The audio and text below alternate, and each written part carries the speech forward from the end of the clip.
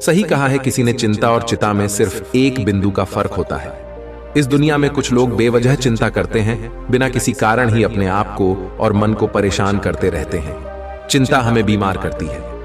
आज की इस कहानी में हम सीखेंगे कि क्यों हमें बेवजह चिंता नहीं करनी चाहिए। एक गांव में एक किसान था जिसे एक बहुत ही बुरी आदत लग चुकी थी, और वह आदत थी बेवजह चिंता करने की। वो हर समय किसी न किसी चीज की चिंता करता ही रहता। वो हर समय सोचता रहता है कि कहीं मेरे साथ कुछ गलत ना हो जाए, जबकि उसकी जिंदगी में अभी तक सब कुछ ठीक ही चल रहा था। उसके पास एक बड़ा सा खेत था जिसमें अच्छी खासी फसल हो जाती थी। खेती करने के लिए 2 बैलगाड़ियां थीं, एक अच्छा घर था, एक पत्नी और 2 प्यारे बच्चे थे। लेकिन फिर भी वो किसी ना किसी अनहोनी के बारे में सोचकर बेवजह चिंता करता रहता। कभी सोचता कि अगर मेरी फसल में कीड़े लग गई तो क्या होगा, अगर आवारा पशुओं ने फसल को बर्बाद कर दिया तो क्या होगा, अगर सूखा पड़ गया या अत्यधिक बारिश हो गई तो मेरी फसल खराब हो जाएगी। ऐसे ही वो भविष्य की अन्य बातों के बारे में सोचकर बेवजह चिंता में डूब रहा था, जैसे कि कहीं खेती के समय मेरे बैल बीमार ना पड़ जाए, मेरे बच्चों का भविष्य कैसा होगा, कहीं बुढ़ापे में मुझे कोई बड़ी बीमारी ना हो जाए, मेरे बच्चे बुढ़ापे में मेरा ख्याल रखेंगे भी या नहीं, वगैरह वगैरह। अपनी इस लगातार बेमतलब चिंता करने की आदत की वजह से वो आसान और परेशानी नहीं लगता था, और अब उसका किसी भी काम में मन भी नहीं लगता था। उसकी पत्नी ने भी इस बात को अनुभव किया कि उसे बिना मतलब चिंता करने की आदत पड़ चुकी है। उसने उसे कई बार समझाने की कोशिश भी की, तुम बेवजह चिंता करना छोड़ दो, लेकिन उसके समझाने का कोई मतलब नहीं रहा। उसे पता चला कि नगर में एक महात्मा आए हैं जिनके पास सारी समस्याओं का हल है। फिर एक दिन वो उसे लेकर एक बौद्ध भिक्षु के आश्रम में पहुंची। बौद्ध भिक्षु बहुत ही बुद्धिमान और ज्ञानी व्यक्ति थे। किसान और उसकी पत्नी अपनी सारी समस्या बौद्ध भिक्षुओं के समक्ष रख दी। किसान ने कहा, महात्मा, मैं हर समय किसी न किसी बात की चिंता करता रहता हूं। मैं ज्यादातर उन बुरी चीजों के बारे में और फिर कभी अपना हाथ अपने सिर पर रखते तो कभी जमीन पर। वो बहुत ही चिंतित और बेचैन चकर चिंतित होता रहता हूं, जो अभी तक मेरे साथ हुई भी नहीं। किसान की समस्या को पूरे ध्यान से सुनने के बाद बौद्ध भिक्षु ने कहा, ठीक है, तुम दोनों कल सुबह आना और फिर मैं तुम्हें तुम्हारी समस्या का समाधान बता दूंगा। अगली सुबह जब किसान और उसकी पत्नी बौद्ध भिक्षु के आश्रम में पहुंचते हैं तो देखते हैं कि बौद्ध भिक्षु बहुत ही चिंतित अवस्था में जमीन पर पालथी मारकर बैठे हुए हैं और उनके सामने एक दूध से भरा गिलास रखा हुआ है। बौद्ध भिक्षु बार बार उस दूध के गिलास की तरफ देख रहे हैं और फिर कभी अपना हाथ अपने सिर पर रखते तो कभी जमीन पर वो बहुत ही चिंतित और बेचैन दिखाई पड़ते थे। ये देखकर किसान ने पूछा, महात्मा, आप इतने परेशान क्यों लग रहे हैं? आपके समक्ष दूध रखा है, आप इसे पी क्यों नहीं लेते?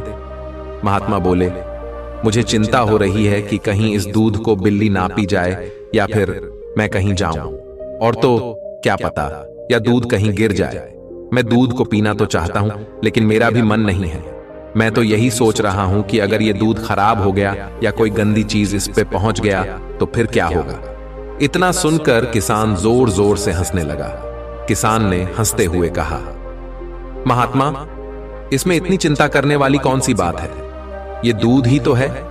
अगर इसे बिल्ली ने गिरा दिया, ये खराब हो गया या फिर किसी ने इसे पी लिया तो क्या हो गया?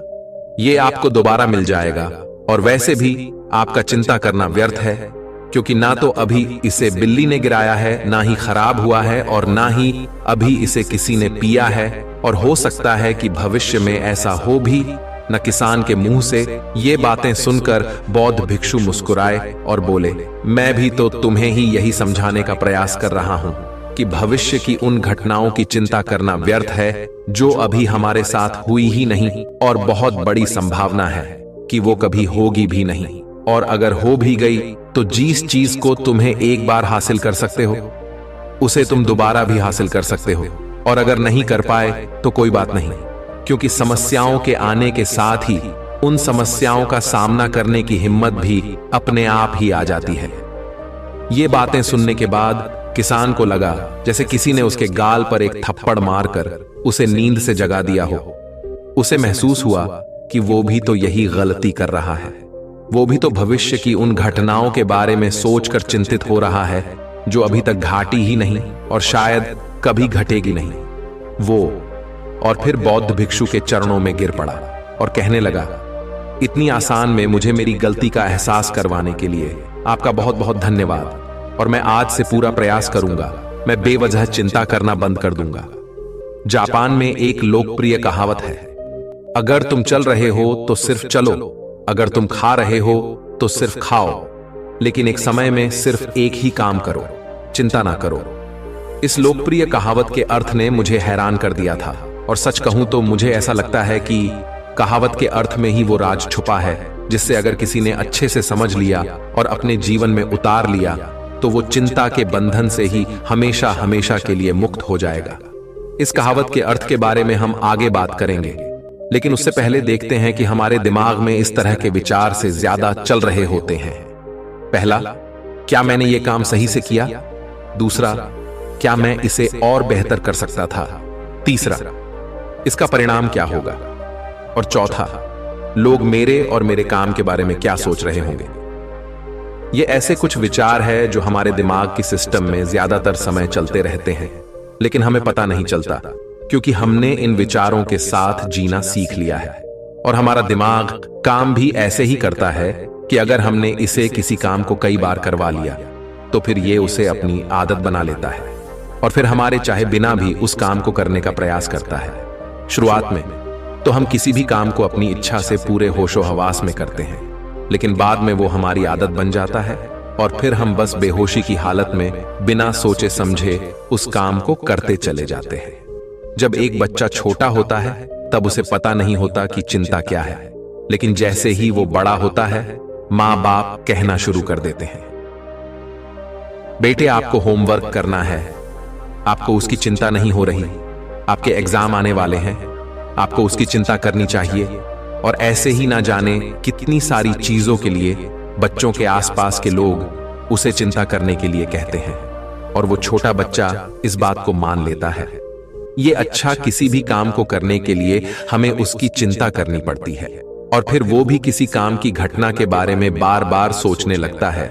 शुरुआत में तो वो ये काम जानबूझकर करता है, लेकिन धीरे धीरे उसका मन इसे अपनी आदत बना लेता है और फिर ना चाहते हुए भी उसका मन एक ही विचार के बारे में बार बार सोचता रहता है और फिर वो अपनी पूरी जिंदगी चिंता के इस जाल में फंस कर रह जाता है। लेकिन अब प्रश्न यह उठता है कि इसका समाधान क्या है? तो इसका समाधान है ऊपर बताई गई जिन कहावत का अर्थ यानी जागरूकता। हमें अपने विचारों के प्रति जागरूक होना पड़ेगा। हमें थोड़ी देर रुककर इस बात पर ध्यान देना होगा कि कहीं हम ना चाहते हुए भी एक ही घटना के बारे में तो बार बार नहीं सोच रहे हैं। हमें पूरी जागरूकता के साथ ये देखने का प्रयास करना होगा कि पूरे दिन हमारे अंदर इस तरह के विचार उठते रहते हैं। अब आप पूछ सकते हैं, केवल जागरूकता क्या करेगी? मैं कहता हूं या काफी है? ये मन को शांत करने के लिए पर्याप्त है, मन को अपने स्वभाव का एहसास कराने के लिए पर्याप्त है और जीवन में जागरूकता लाने का सबसे आसान तरीका है ध्यान करना। ध्यान करने के दौरान अपने विचारों पर ध्यान देना, और जब आप पूरी जागरूकता के साथ अपने विचारों पर ध्यान देना शुरू कर देंगे तब आप पाएंगे कि आपके मन में चलने वाले गैर जरूरी विचार एक एक करके अपने आप ही गायब होना शुरू हो जाएंगे और फिर आप एक आनंदित और शांत जीवन अनुभव कर पाएंगे। तो दोस्तों, कैसी ये कहानी आपको अच्छी लगी हो तो इस वीडियो को लाइक करें